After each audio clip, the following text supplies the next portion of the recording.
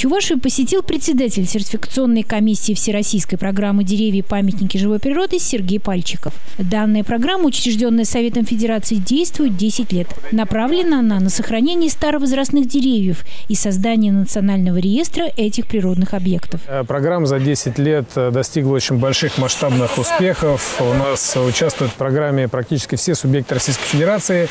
В качестве заявки на сайт rosdrevo.ru пришло около 1000 деревьев, претендующих на включение в национальный реестр старовозрастных деревьев Российской Федерации. Сейчас уже более 500 деревьев включено в национальный реестр. Из них почти 300 экземплярам присвоен статус дерева-памятника живой природы. Такой почетный статус присвоен и старейшему чувашскому 369-летнему дубу, который растет в окрестностях деревни Ильинка Маргаушского района. Это самый крупный дуб в республике. Его высота 24 метра, диаметр ствола около 2 метров. Это действительно уникальный дуб. Таких деревьев не то что в нашей республике, я думаю, что и в нашей стране не так много. Он долгожитель, видно, какой он могучий, такой дуб-богатырь. И в чувашской традиции особенное отношение к деревьям, но особенно к дубу.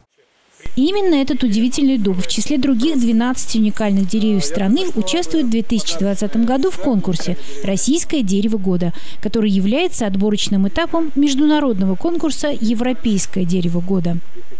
Чтобы эта гордость Чувашии стала известна и на всю страну, чтобы мы им гордились, чтобы люди сюда приезжали и смотрели, какой он красивый. Действительно, подойдя сюда, прям хочется его обнять, подпитаться энергией. Такое уникальное место, энергетически мощное.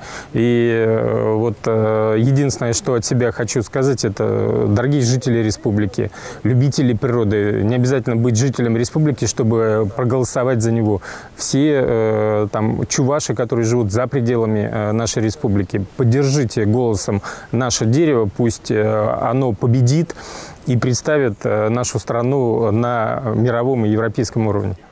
Проголосовать за наш великовозрастной гигантский дуб необходимо до 1 октября этого года на сайте rosdrevo.ru. Проголосовать, привлечь к нему внимание, сделать его объектом экологического туризма и, конечно, помочь чувашскому исполину сохраниться для потомков. Ольга Гурьянова, Степан Гурьянов. Жизнь столицы.